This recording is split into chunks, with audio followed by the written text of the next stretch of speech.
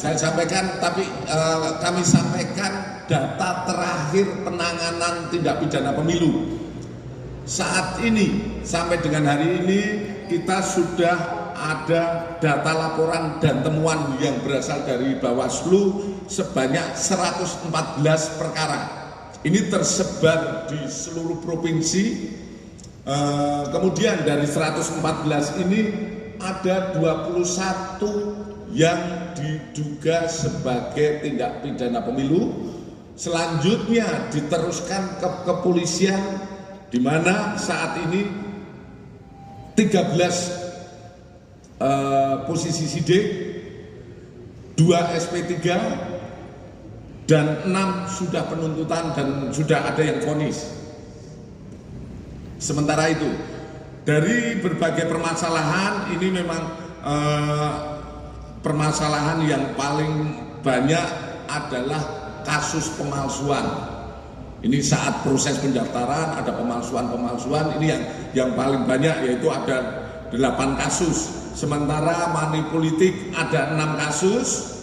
Kemudian membuat tindakan keputusan yang merugikan peserta pemilu 2 kasus.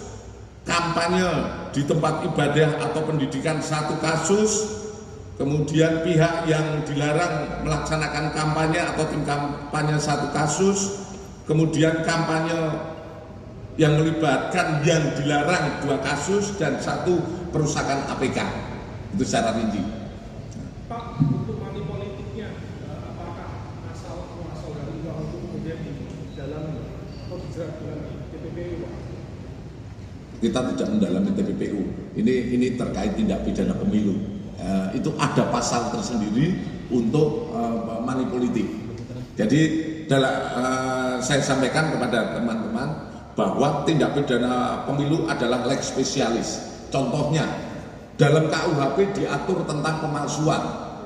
Tapi kalau pemalsuannya itu digunakan untuk mendaftar pemilu, itu masuknya ke undang-undang pemilu, sehingga tindak pidana umumnya dikesampingkan, ya. Dan proses ataupun penanganan pun berbeda. Tindak pidana pemilu laporannya adalah ke Bawaslu ataupun temuan dari Bawaslu. Manakala itu sudah polisi, jaksa duduk bersama melaksanakan pembahasan, itu dinyatakan tindak pidana pemilu, baru Bawaslu meneruskan menjadi laporan polisi ke kepolisian untuk proses penyidikan lebih lanjut.